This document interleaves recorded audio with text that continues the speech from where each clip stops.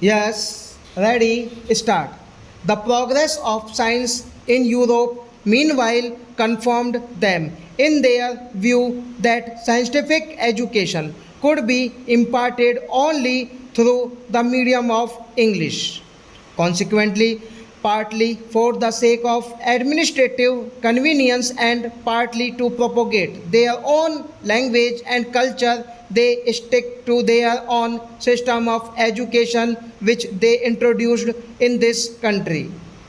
There is no doubt that the education received by our earlier generation was based on this very system. Those pupils knew little of Indian literature or culture and hardly felt drawn towards it, although a few Indian scholars who were inspired by English education did study Indian literature and wrote a good deal in praise of it.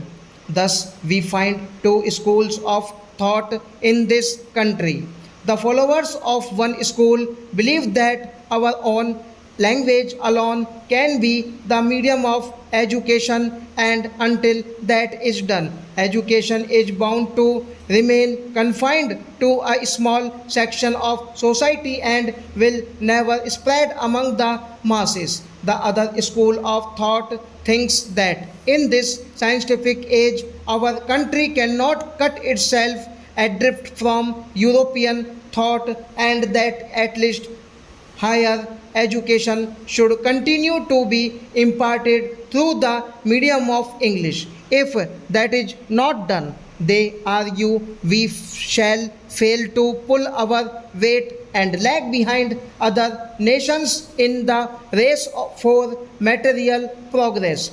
These views, as a matter of fact, apply not only to the medium of instruction but actually to the whole system of education. Our pupils have responded more and more to the call of education during the last 50 years, and this is evident from the phenomenal increase in the number of educational institutions in 1911-12, when Burma and Pakistan were also part of India, there were 186 universities and colleges in India as compared with 537 in 1948-49.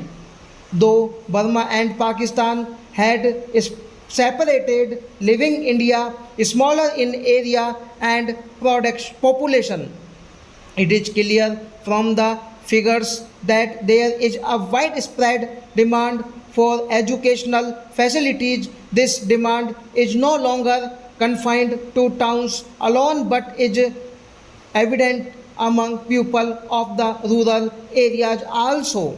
One result of this spread of education has been that many educated people find themselves unemployed. Government jobs and service in private undertakings offer limited openings for the educated. Only a small fraction of successful scholars can be absorbed in them.